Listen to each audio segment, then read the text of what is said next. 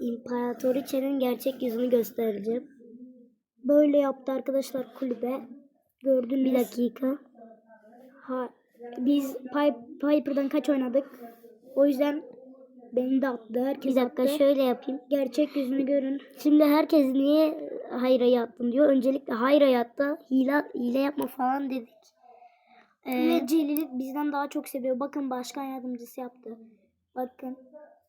Biz de tabii ki hakkımızı aradık. Bunu herkes görsün. Bakın hatta şöyle.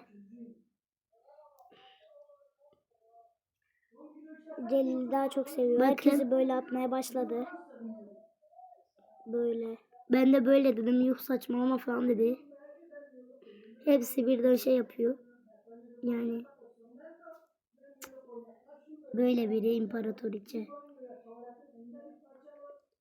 Kapat.